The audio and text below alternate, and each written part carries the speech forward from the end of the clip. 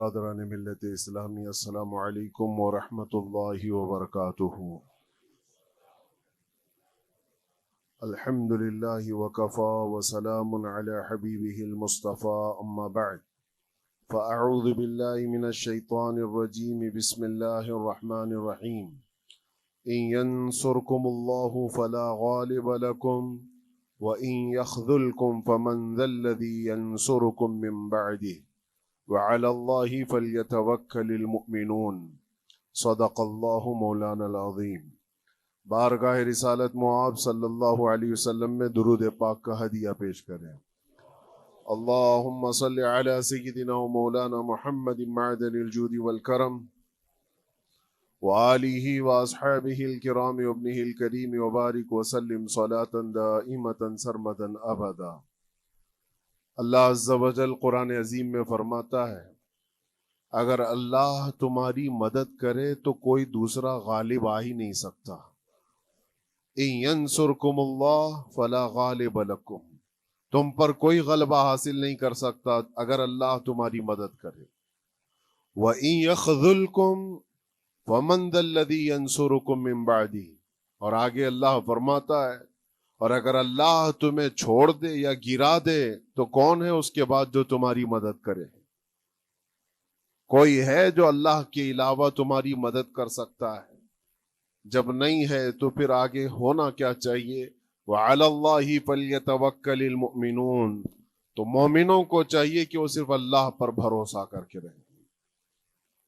فتح، نصرت، مدد، یہ سب جو چیزیں ہیں، بہت سے لوگوں کے ذہن و دماغ میں ایسے ہے کہ فوراً آ جانا چاہیے، کوئی بھی فتح ہو، کوئی بھی مدد ہو، بغیر تمہارے اسٹرگل کیے ہوئے، بغیر مصیبت اٹھائے ہوئے نہیں ملے گی۔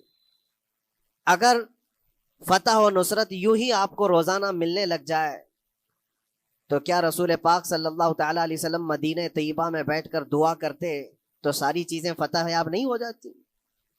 آپ صلی اللہ تعالیٰ علیہ وسلم کو بدر میں جانے کی ضرورت کیا پیش آتی؟ احد میں اپنے 70 جوان صحابہ کی شہادت پیش کرنے کی ضرورت کیا پیش آتی؟ اور اسی طرح سے خیبر ہو کہ حنین ہو کہ طائف ہو، کتنی جنگیں ہیں جس میں اپنی جان کی بازی لگائی صحابہ نے۔ سب سے بڑا معرکہ تو کربلا کا دیکھیں آپ، جہاں پورا کا پورا خاندان شہید ہو گیا ہے۔ تو فتح و نصرت بغیر قربانی کے اور بغیر تکلیف کے ایسی ہی آ جائے؟ آج کے زمانے میں ہم سوچ کر کے بیٹھے، ایسا نہیں ہوتا۔ اسلام زندہ ہوتا ہے ہر کربلا کے باہر، اور اللہ کی مدد آتی ہے، یہ بھی نہیں ہے کہ نہیں آئے گی۔ کچھ لوگ مایوس ہوتے ہیں، کچھ لوگ نروس ہو جاتے ہیں اور بھاگنے پر مجبور ہوتے ہیں، یہ امتحانات کی گھڑی ہوتی ہے۔ ایک حدیث پاک میں آپ کو بتاتا ہوں، اللہ کے نبی صلی اللہ تعالیٰ علیہ وسلم ارشاد فرماتے ہیں کہ آخر زمانے میں ایک ایسی عظیم جنگ ہوگی ایمان والوں کی اور رومیوں کے درمیان، کفار و مشرکین ہیں اور مسلمین ہیں۔ اس کو ملحمۃ الکبریٰ کہا گیا ہے، قیامت سے قریب ہونے والی یہ سب سے بڑی جنگ ہے۔ اسی سے آپ اندازہ لگائیں، اللہ کے حبیب صلی اللہ علیہ وسلم ارشاد فرماتے ہیں کہ اس میں کفار و مشرکین 80 جھنڈوں کے نیچے آئیں گے، اور ہر جھنڈے کے نیچے 12,000 کی فوج ہوگی، جو تقریباً حساب کرنے پر 9,60,000 کی فوج بن جاتی ہے۔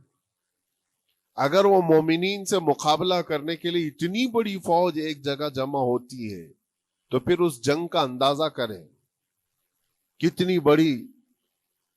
اس کو الملحمۃ الکبریٰ کہا گیا ہے اس لیے کہ اس میں گوشت کے چھیتڑے اڑیں گے۔ ملحمہ جو کہا گیا ہے عربی میں کہ گوشت کے ٹکڑے ٹکڑے دیکھے جائیں گے، اس قدر میں جانے جائیں گی۔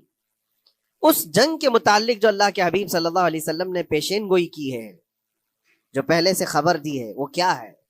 فرمایا کہ پہلا دن جب ہوگا مقابلہ کا تو اس میں مسلمانوں کی جماعت میں تعداد کتنی ہوگی یہ تو نہیں بتایا گیا۔ کفار و مشرکین کے تو بتایا کہ 80 جھنڈوں کے نیچے آئیں گے، لیکن مسلمان اور مومنین جو لڑ رہے ہیں ان کی تعداد کا کوئی علم نہیں ہے ہمیں، لیکن یہ پتا ہے کہ ان میں سے 1/3، ایک پوری جماعت کا 1/3 حصہ میدان چھوڑ کر بھاگ جائے گا۔ جنگ میں سے وہ میدان چھوڑ کر بھاگ جائیں گے جب اتنی شدت کی چیز ہو رہی ہو, مصیبت آ گئی ہے, تکلیف آ گئی ہے, 1/3 میدان چھوڑ کر بھاگ جائیں گے. اور ان پر کیا فرمایا حضور پاک صلی اللہ علیہ وسلم؟ فرماتے ہیں وہ دنیا کے روئے زمین کے بدترین لوگ ہوں گے, ان کی توبہ بھی قبول نہیں ہوگی. وہ سب سے بدترین لوگ ہوں گے, پیٹھ دکھا کر جو نکل چکے. دوسرا مرحلہ آئے گا, دوسرا پڑاؤ, ایک بہت سخت اسٹرگل کرنے والا میدان ہے, مصیبت اٹھا رہے ہیں, مشقت اٹھا رہے ہیں. دوسرا دن ایسا ہوگا کہ مومنین کی جماعت کا 1/3 1/3 حصہ شہید ہو جائے, قتل ہو جائیں گے. سوچو یہ بہت بڑی بات ہے. یہ دونوں چیزوں پر میں آج آپ سے گفتگو کرنا چاہتا ہوں. 1/3 حصہ میدان چھوڑ کر بھاگ جا رہا ہے اور 1/3 حصہ قتل ہو گیا, شہید ہو گئے. بچے کتنے ہیں؟ 1/3. لاسٹ میں 1/3 حصہ بچا ہے. یعنی ایک میں اگر 3 پارٹ کریں تو 2 پارٹ تو ختم ہو گئے, 1 پارٹ بچا ہے. اور اللہ کے نبی صلی اللہ علیہ وسلم فرماتے ہیں اللہ رب العزت اس آخری 1/3 حصے کو فتح مبین عطا فرمائے گا. فتح تو ہے ان کی, فتح ہوگی ان کی, لیکن جو حصہ بچا ہوگا وہ اخیر کا 1/3 حصہ ہوگا.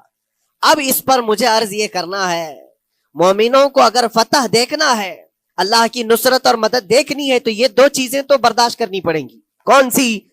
پہلی چیز اپنوں کا چھوڑ کر بھاگ جانا, اور دوسرا اپنوں کا اپنے سامنے مر جانا.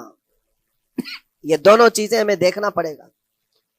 بہت سارے ایسے ہوں گے جو چھوڑ کر جا چکے ہوں گے, دامن چھڑا رہے ہوں گے, بھاگ چکے ہوں گے, اور کچھ وہ ہوں گے جو لڑتے لڑتے اپنی جان دے چکے ہوں گے. یہ دونوں بھی بہت سخت مسئلے ہیں میرے عزیزوں. انسان کو یہ پگھلا دیتی ہیں چیزیں. اگر آپ کو ایسا لگے کہ میرے اپنے جاننے والے لوگوں میں سے کچھ لوگ مجھے چھوڑ کر بھاگ جا رہے ہیں, تو یہی انسان ٹوٹ جاتا ہے. اس کے دل